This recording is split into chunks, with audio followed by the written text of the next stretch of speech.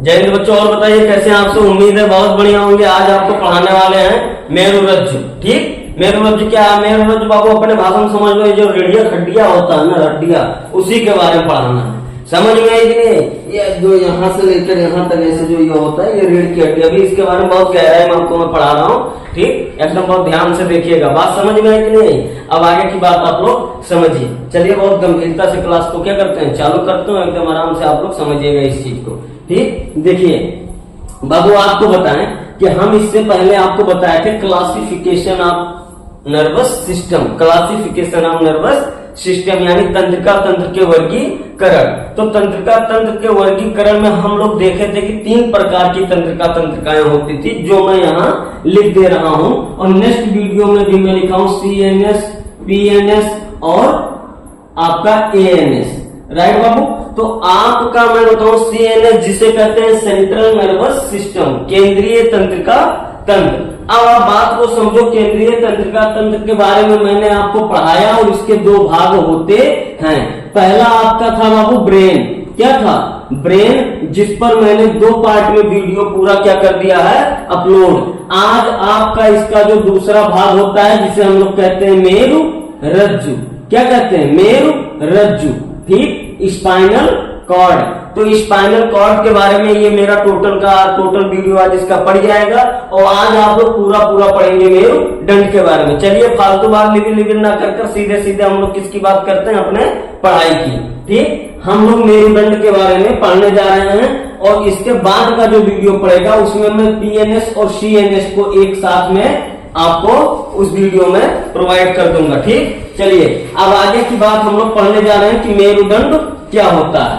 मेरुदंड या मेरुरज्जु कुछ भी कह सकते हो, रीढ़ रज्जु भी इसको बोलते हैं। मेरुदंड कहते हैं, मेरुरज्जु कहते हैं, रीढ़ रज्जु भी कह सकते हो, कोशिका रज्जु भी या कोशिका दंड भी कहते हैं। तो इसके कई नाम है बाबू। नामों को लेकर मत उलझिए आप। नामों को लेकर उलझने चक्कर में अपना नाम ना भूल जाइए, इसीलिए आप मेरुरज्जु कहेंगे। लेकिन बहुत इजी नाम है, बहुत ज्यादा दिक्कत नहीं है। तो बाबू हम लोग पढ़ने जा रहे हैं स्पाइनल कॉर्ड। स्पाइनल कॉर्ड के बारे में तो आप लोग देखिए स्पाइनल कॉर्ड क्या होता है, धीरे धीरे से समझेंगे। ठीक, गाना भी सुने होंगे, धीरे धीरे से मेरी जिंदगी में आना। समझ में आया कि नहीं? बस ऐसे धीरे धीरे से ये सारा चीज समझोगे, आपके जीवन से संबंधित है और आपके शरीर में मौजूद है। ऐसा नहीं कि कुत्ते के बारे में पढ़ा रहे हैं। ठीक, कुत्ता भी होता है, लेकिन ये हमें आपके रीढ़ की हड्डी के बारे में बता रहा हूँ। समझ में आया कि नहीं? चलिए हम लोग पढ़ते हैं। देखिए स्पाइनल कॉर्ड के बारे में। तो बाबू मैं आपको बताऊं, स्पाइनल कॉर्ड, ये मेरुदंड शुरू कहां से होता है, खत्म कहां होता है, इसको बताओ। तो मैंने ब्रेन का ये पूरा चैप्टर बताया था, पढ़ाया था वीडियो में। तो आपको मैंने बताया था क्या कि बाबू जो हमारा पश्चिम मस्तिष्क होता है, ये यहां से हमारा मेरुदंड शुरू होता है। ध्यान समझिए, यहां से शुरू होकर यहां से होते हुए कहां तक आता है, यहां तक आता है। ठीक, यहां से लेकर यहां तक जो आया है, जो हड्डी आया, जो रज्जु है, दंड जो है, उसी को हम लोग मेरुदंड कहते हैं। हम ये कह सकते हैं मेरुदंड के बारे में, मेरुरज्जु के बारे में कि पश्चिम मस्तिष्क से निकलता हुआ, ठीक, या पश्चिम मस्तिष्क तक होता है। कहां से? यहां से निकलता हुआ, जो ये हमारा कमर की हड्डी यहाँ जो होता है, यहां से निकलता हुआ। तो आप पहले बातों को सुनो पहले। तो आप देखो, पश्चिम मस्तिष्क से होते हुए तंत्रिका जाल द्वारा, किसके द्वारा? तंत्रिका जाल द्वारा, यानी पश्चिम मस्तिष्क से होते हुए तंत्रिका जाल द्वारा फैला हुआ होता है। इसी को हम क्या कहते हैं? स्पाइनल कॉर्ड बोलते हैं। यहां से लेकर यहां तक होता है। बात समझ में आई? अब हम ऐसा नहीं स्पाइनल कॉर्ड के बारे में पढ़ा रहे हो तो गुड़वा वाला समझिएगा, ऐसा नहीं। स्पाइनल कॉर्ड जब कहूंगा तो आप क्या समझोगे? ये हड्डियां जो आया है, ये समझ में है कि नहीं? अभी इसके बारे में बहुत सारा चीज मैं बताऊंगा आपको। ठीक, चलिए, उम्मीद है अब आगे की सारा चीज सीखते हैं। मेरुरज्जु क्या है इसके बारे में बताता हूँ कि मेरुरज्जु कहां से बना बाबू, यहाँ कहां तक है, यहां से लेकर यहां तक है। ये बात आपके समझ में आ गया होगा। अब आगे की बात करते हैं बाबू मेरुरज्जु के बारे में। ध्यान से बात को समझ, स्पाइनल कॉर्ड के बारे में देखो। तो ये एक लंबी, खोखली और बेलनाकार होती है। बेलनाकार कार होती है, बेलनाकार होती है। यानी ये जो हमारा मेरुदंड होता है, यानी जो यहां से लेकर यहां तक आया हो लंबा, राइट बात है, लंबा हो, लंबा है ये है, ठीक। खोखली क्या होता है, खोखली, ये भी बात आपके समझ में, खोखला होता है और बेलनाकार होता है। बेलनाकार मतलब आप समझ ही रहे हो, इससे लंबा सा होगा, जैसे मैंने आपको मैथ में बेलन के बारे में बताया था, ठीक। समझ में है कि नहीं है, ठीक। तो अलग है, लेकिन यहाँ ऐसे इसकी आकृति दे दी गई है कि हमारा मेरुदंड क्या होता है, लंबा होता है, जो आपके बात समझ में आएगी। देखिए यहाँ से लेकर यहाँ तक है तो भाई लंबा ही है, ठीक। और उसके बाद ये फीमेल में थोड़ा सा छोटा पाया जाता है, मेल में थोड़ा लंबा होता है, ठीक। और खोखली होती है और बेलनाकार होती है। ये बात मेरुदंड के बारे में आप समझिए। इसके 4 कर्व होते हैं। क्या होते हैं, इसके 4 कर्व होते हैं। कितने कर्व होते हैं, 4 कर्व होते हैं, ठीक। कितने कर्व होते हैं, मेरुदंड के कितने कर्व होते हैं, 4 कर्व होते हैं। अब देखो ये 4 कर्व कौन कौन से हैं बाबू, मैं आपको बता रहा हूं, आप लोग ध्यान से देखो। यहां से लेकर यहां तक आया है। अब आप यहां देखेंगे तो ये हड्डी जो यहां से लेकर यहां तक आया है बाबू, तो यहां जो है, यहां ये देखो थोड़ा इसे पिचका टाइप में है, मैं आपको बता रहा हूं, ऐसे में है, राइट। अब ये आपका कहां है, गले में है, ऐसे ये मान लो कहां, ये यहाँ है, ये देखो यहां से देखोगे तो ऐसे क्या है, थोड़ा अंदर की तरफ है कि नहीं, ऐसे देखो ये यहाँ क्या है, अंदर की तरफ है। फिर यहाँ देखेंगे, यहाँ ये उठा है, फिर नीचे आएंगे तो यहाँ देखेंगे ये थोड़ा अंदर की ओर है, फिर यहाँ। बात समझ में है कि नहीं, जस्ट वैसे ही आपको समझना है कि जो हमारा यहाँ का मेरुदंड, यहाँ से लेकर जो यहाँ ब्रेन पश्च मस्तिष्क से लेकर यहाँ तक जो है, उसको हम लोग कहते हैं सर्वाइकल कर्व। क्या कहते हैं उसको, क्या कहते हैं, सर्वाइकल कर्व। यानी इसको हम लोग कहेंगे सर्वाइकल कर्व। मैं यहाँ लिख दे रहा हूं, इसके 4 भाग होते हैं, सर्वाइकल कर्व में लिख दे रहा हूं यहाँ। देखो क्या होता है बाबू, सर्वाइकल कर्व। समझ में इतनी। और दूसरी चीज, आपकी मेरुदंड तो यहां से यहां तक है, तो इतना दूर गया तो गुरुजी सर्वाइकल हो गया। अच्छा ई क्या है, जो यहाँ स्केपुला जो होता है, यहाँ जिसको कहते हैं, क्या कहते हैं, ये सिलोम पीछे वाला जो है, समझ में आया कि नहीं आया, ठीक। ये जो होता है यहाँ, तो इसको हम लोग कहते हैं थोरेसिक कहते हैं। क्या कहते हैं, थोरेसिक कर्व कहते हैं। यानी इतना दूर का जो है ये मेरा क्या है, थोरेसिक है। क्या है, थोरेसिक, ठीक। क्या होता है वो, थोरेसिक कर्व होता है। समझ में आया कि नहीं आया, ठीक। और उसके बाद आप आएंगे ऐसे तो देखेंगे यहाँ, यानी ये वाला जो है इतना, ये तो उठा है और फिर यहाँ क्या है, ऐसे डाउन है, तो यहाँ जो यहाँ से लेकर यहाँ तक जो है, ये मेरा जो होता है और मेरा होता है लंबर। उसको क्या बोलते हैं, लंबर कर्व। क्या बोलते हैं, लंबर कर्व बोलते हैं। समझ में आई बात की नहीं है, ठीक। और उसके बाद एकदम अंतिम में होता है, यहाँ जो होता है ये एकदम, उसको पेल्विकल भी बोलते हैं, उसे पेल्विक कर्व कहते हैं, ठीक। समझ में आई कि नहीं है, ठीक, कर्व बोलते हैं। अब एक बार मैं फिर से रिवीजन करा दे रहा हूं, ध्यान से बात को समझो। बाबू यहां से लेकर यहां तक जो मेरा आया हुआ है वही मेरा मेरुरज्जु जो है, ये लंबी, खोखली और बेलनाकार होती। और मैं बताऊं यहां से लेकर जो हमारा यहाँ जो होता है ये, उसको हम लोग सर्वाइकल कर्व कहते हैं। और यहाँ ये जो उठा हुआ होता है यहाँ, इसको हम लोग कहते हैं थोरेसिक कर्व कहते हैं। और इसके नीचे यहाँ देखो फिर गड्ढा नुमा यहाँ हो गया, ऐसे अंदर की तरफ है, तो इसको हम लोग कहते हैं लंबर कर्व कहते हैं। और यहाँ जो होता है उसको हम लोग पेल्विक या पेल्विकल कहते हैं। बात समझ में आ गई कि नहीं आ गई। अब आप लोग ध्यान से बात को इतना आप लोगों के समझ में आ गया, कोई दिक्कत नहीं ना। इसके 4 कर्व होते हैं, ठीक। अभी आपके लेवल का मैं पढ़ा रहा हूं, ठीक। तो सर्वाइकल, थोरेसिक, लंबर और पेल्विकल।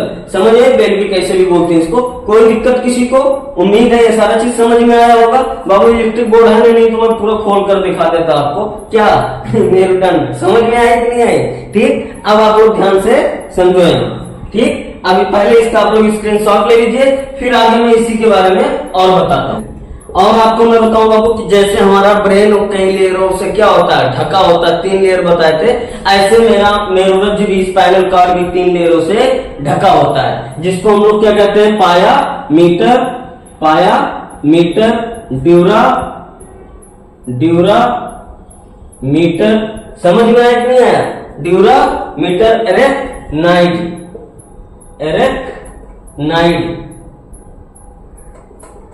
नाइट। इससे हमारा स्पाइनल कॉर्ड भी इससे क्या होता है, इन झिल्लियों से ढका होता है, यानी ये झिल्ली होती है, ये 3 झिल्लियों से मेरा स्पाइनल कॉर्ड क्या होता है, वो उससे ढका रहता है, समझ में, उससे सुरक्षा होती है, जैसे ब्रेन का सुरक्षा के लिए 3 लेयर से ब्रेन हमारा ढका होता है, समझ में कि नहीं। तो ऐसे मेरा स्पाइनल कॉर्ड भी पायामीटर, ड्यूरामीटर और एरेक्नाइड से क्या होता है, वो ढका होता है। और हम आपको बताएं ध्यान से बात, इन्हीं झिल्लियों के बीच में ये 3 झिल्लियां जो होती है, इन्हीं 3 झिल्लियों से मेरा स्पाइनल कॉर्ड क्या है, ढका है।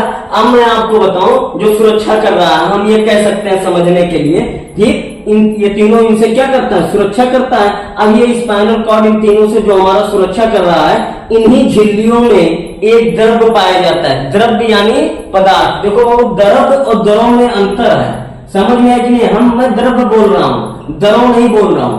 द्रव का एक भाग है, द्रव माने लिक्विड और द्रव माने मेटर, समझ में आया कि नहीं। अब तो समझ जाएंगे होंगे आप लोग, द्रव माने क्या, मेटर, और द्रव माने क्या हो गया, लिक्विड, ठीक। तो मेटर यानी द्रव, सेरेब्रो स्पाइनल, क्या कहते हैं, सेरेब्रो स्पाइनल द्रव, इसका क्या नाम है, सेरेब्रो स्पाइनल द्रव। और मैं बताऊं ये सेरेब्रो स्पाइनल द्रव हमारे मेरुदंड के यानी स्पाइनल कॉर्ड के 2 भागों में पाया जाता है। किसमें पाया जाता है, 2 भागों में पाया जाता है। अब बात को समझो, एक अंदर की ओर और एक बाहर की ओर पाया जाता है। कहां पाया जाता है, एक बाहर की ओर पाया जाता है और एक अंदर की ओर पाया जाता है। अब ध्यान से बात को समझो, बाहर की ओर जो पाया जाता है वो मेरा व्हाइट मैटर होता है। क्या होता है, व्हाइट मैटर होता है, यानी सफेद द्रव्य होते हैं। अभी मैं इसको स्ट्रक्चर के द्वारा बताऊंगा, और क्या होते हैं, मेरा व्हाइट मैटर होते हैं, समझ में कि नहीं, ठीक, जिसको कहते हैं श्वेत द्रव्य। क्या कहते हैं, श्वेत द्रव्य, समझ में। और एक जो मेरा अंदर की ओर होता है उसको हम लोग कहते हैं, क्या कहते हैं, धूसर द्रव्य कहते हैं। हिंदी उसका सुनो, क्या कहते हैं, धूसर द्रव्य कहते हैं।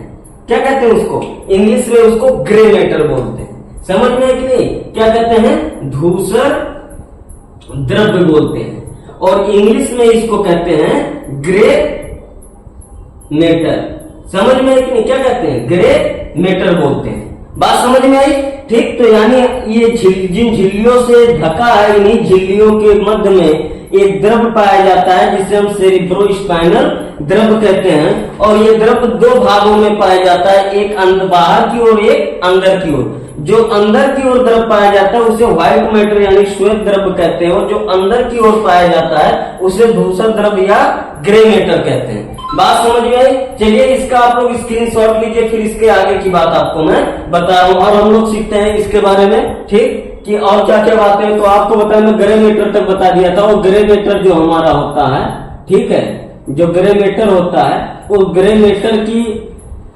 जो हमारा स्ट्रक्चर होता है वो ग्रे मैटर हमारा एच आकृति का होता है। किसके आकृति का होता है, एच आकृति का होता है, ठीक। और किस आकृति का दिखता है, एच आकृति का दिखता है। और जब हम इसको क्या करते हैं, को बहुत जूम कर देखते हैं तो हमको कुछ ऐसा स्ट्रक्चर दिखाई देता है, समझ में। तो देखिए ये जो आपको एच आकृति का दिख रहा है, तो इसके बीच में जो पाया जाएगा, इसके बीच में जो होता है, इस एच आकृति के बीच में जो होता है उसको हम लोग कहते हैं धूसर मैटर यानी ग्रे मैटर। ये मेरा क्या है, जो एच आकृति के बीच में पाया जाता है उसको हमको अंदर है, देखो ये क्या है, अंदर है कि नहीं है। तो ये जो अंदर की तरफ है उसको हम लोग कहते हैं, क्या कहते हैं, ग्रे मैटर कहते हैं। और इसके बाहर जो है, यहाँ सब जो होता है, यहाँ सब, ठीक, ये सब यहाँ जो होता है ये मेरा होता है व्हाइट मैटर होता है, यानी श्वेत द्रव्य होता है। बात समझ में। तो मैंने आपको बताया कि हमारा जो सेरेब्रो स्पाइनल द्रव है वो 2 भागों में पाया जाता है, एक अंदर की ओर और एक बाहर की ओर।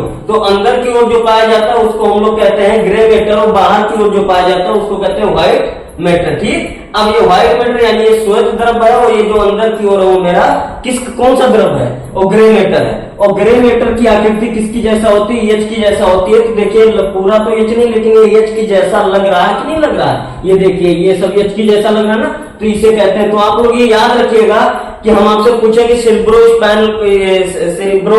स्पाइनल मैटर में कौन सा मैटर एच आकृति का होता है, तो आप लोग कहेंगे कि कौन सा होता है, ग्रे मैटर एच आकृति का होता है। अब कोई कहे कि एच आकृति में पाए जाने वाले मैटर कौन से मैटर होते हैं, तो आप लोग कहेंगे ग्रे मैटर। और कोई कहे एच आकृति में पाए जाने वाले मैटर कहाँ होते हैं, अंदर या बाहर, तो आप कहेंगे अंदर। ये ऐसे क्लास बेटा आप लोग पढ़ा करो। ठीक, देखो मेहनत तो आपको बहुत करना है, बहुत मेहनत करना हो, मेहनत के साथ में ईमानदारी वाला मेहनत करना है। बहुत बच्चे किताब खोलकर ऐसे बैठे हैं, कुछ पढ़ने नहीं पड़ रहा है, और कुछ बच्चे ऐसे हैं कि जो एक ही घंटा पढ़ रहे हैं, आधे घंटा पढ़ रहे हैं, लेकिन एकदम अपने आप को कॉन्सेंट्रेट कर पढ़ रहे हैं, एकदम अपने फिट कर दिए निगाहों को, दिमाग में कोई चीज नहीं आ रहा है, तो उनका एक घंटा उस 10 घंटे पढ़ने वाले बच्चे के बराबर है।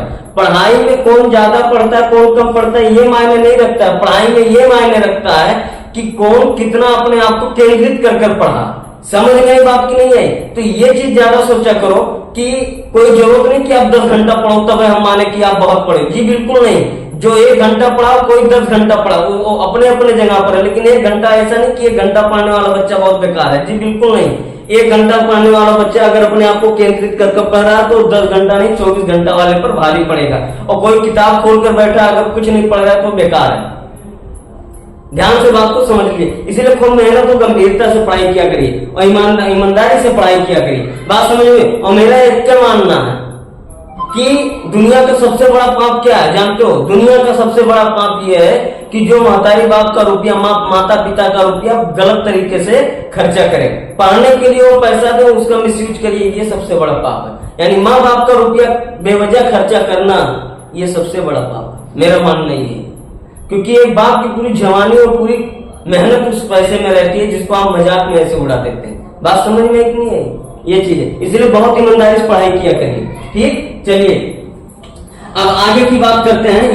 हम लोग बात करने जा रहे हैं कि मेरुदंड का कार्य क्या है, यानी इसके कार्य के बारे में हम लोग पढ़ने जा रहे हैं। तो इसके कार्य बहुत महत्वपूर्ण कार्य होते हैं।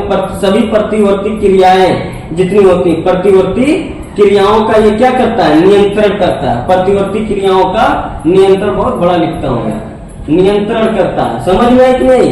ये इस मेरुदंड क्या करता है, सभी प्रतिवर्ती क्रियाओं का नियंत्रण करता है। और दूसरी चीज क्या है कि ये अनैच्छिक क्रियाओं का, अनैच्छिक, अब अनैच्छिक और ऐच्छिक बता दिया हूं मैं कई बार। अनैच्छिक क्रियाओं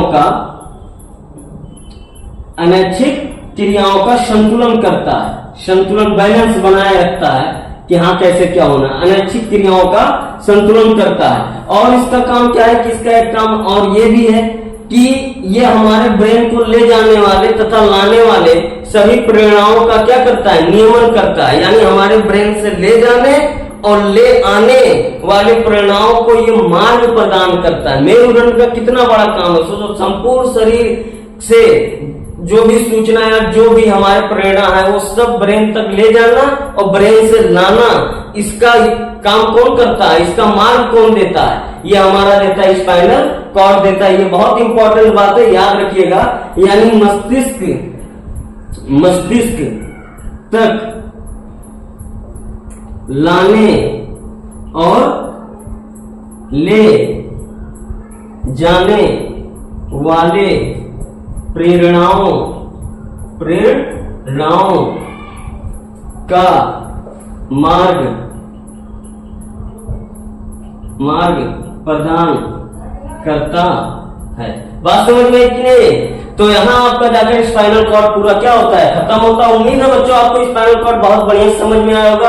अगर समझ में आया तो प्लीज इस चैनल का जल्दी प्रमोशन करवाइए, ज्यादा से ज्यादा शेयर करिए, लाइक करिए, कमेंट करिए। जितना आपके समझ में आए उतना आप पढ़ने के लिए कमेंट करिए। सारा वीडियो अपलोड होगा, वक्त देना पड़ेगा बाबू, बस ठीक। और पूरा ये यूपी बोर्ड को टारगेट में रखकर पढ़ाया जा रहा है। इस बार रिजल्ट आपका यूपी बोर्ड में इतना मानकर चलिए इस चैनल से पढ़ने वाला बच्चा ही टॉप करेगा, जहां तक ये मेरी विश्वास है। मैं पूरा सपोर्ट करूंगा, पूरा मेहनत